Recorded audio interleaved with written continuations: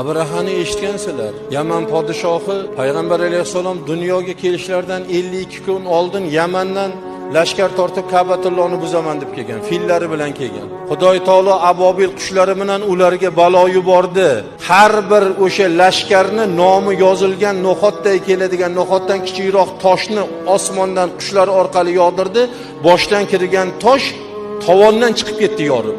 Dunyoda hali bunaqa qurol yo'q. Eng zo'r qurol ham boshdan otsangiz bayog'dan chiqib ketmaydi. Qaysidir joyga kelib to'xtaydi, suyakka taqaladi. Lekin u toshlar shunaqa teshib ketdi. O'sha Abrahani lashkariga balo yog'ayotgan paytda Makka shahri aholisi shundoq tog'larni yonbag'irda turib ularga kelayotgan baloni tomosha qilib bittasiga tekkan yo'q. Nega? U balo Abrahani lashkariga xos kelgan edi.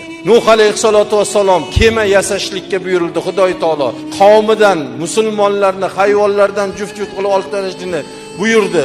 Xudoy taoloning amriga qarab kema yasadi. Kema bitishligi bilan Nuhni sarkash qavmi yasagan kemani hojatxonaga aylantirib yubordi. Qorni og'rigan hojat qilaman degan inson kemaga borib yugurib o'sha yerda hojat qilardi. Yig'ladilar: "Ey Robbim, nima bu ish? Bu qavmim meni yasagan kemamni axlatxonaga najosatga aylantirib yubordi-ku" deganlarida Xudoy taolo shoshma ey Nuh dedi. Bular makr qildi, endi meni makrimni ko'rasan dedi-da, o'sha qavmga bir kasallikni, bir baloni, koronavirusni jo'natdi. Butun qavm kasal bo'ldi. O'sha kemadagi najosat, axlatni o'sha dardiga shifo qilib qo'ydi. Orqasi bilan qilgan najosatni tili bilan yalab tozalab qo'ydi.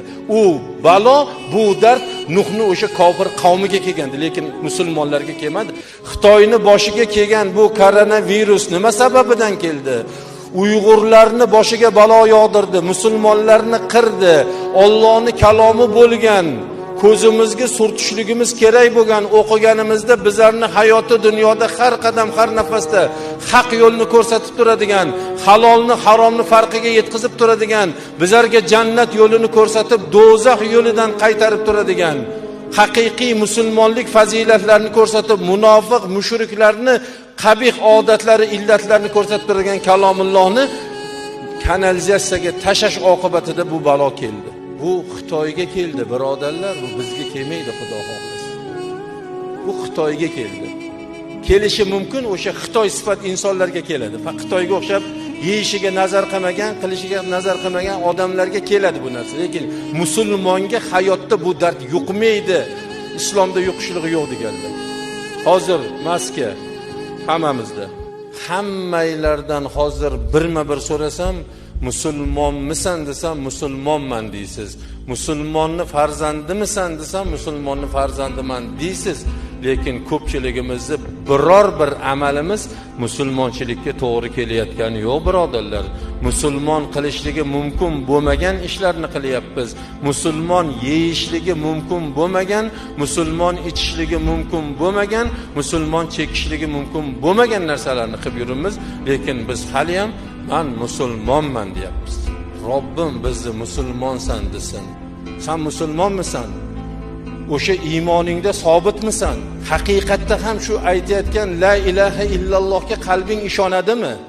Chindan tasdiq qiladimi? Sen meni ko'rmasdan borligimga ishonib turibsanmi? Jannat, do'zaxni haq deb turibsanmi? Ey bandam, sen mendan qo'rqqin deyapti. Kimga aytayapti? Musulmonga aytayapti. O'zi musulmon Xudodan qo'rqishi uchun musulmon bo'luvdi. Xudodan umid qilganligi uchun musulmon bo'luvdi. Jannat, do'zaxga iymon keltirgani uchun musulmon bo'luvdi. Alloh taborak va taolo ey musulmon bandam, sen mendan qo'rqqin deyapti. Hammamiz bir qalb egasimiz. Hammamizning vujudimiz alohida. Qalbimizga bir nazar qilaylik-chi. Xudodan qo'rqamizmi o'zi? Xudodan qo'rqyapmizmi?